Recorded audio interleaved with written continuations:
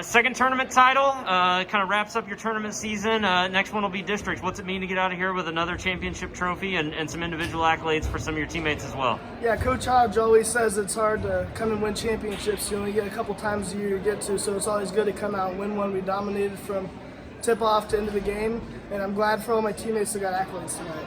They made some runs at times, especially in that first half. What was the key for you guys being able to answer those runs, and especially in the second quarter, to get into halftime with that double-digit lead? Yeah, we just can't let the play get out of control and spiral. We locked them down on defense when they started making runs, and then we got open layups and transition. Everybody just stepped in and played their part. Sean Davian played a great game tonight, so did everybody else. But, I mean, anytime they start making runs, we just got to stay calm and keep our composure.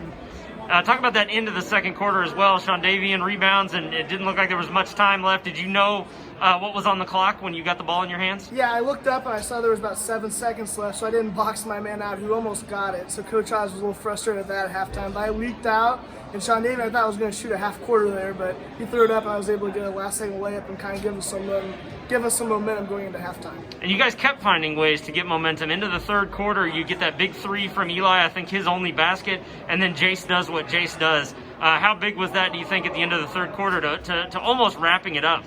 Oh, that's major. I mean, Eli just steps up in his role. He's a great shooter, catches it in stride, buries it. And then the other team, Jace, just does that all the time, and he picked it, put us up by 20. And at that point, they're kind of deflated, and we're riding a high. And then we come out in the fourth quarter and get 2 baskets, and by that point, they kind of knew it was over, and we stepped on them.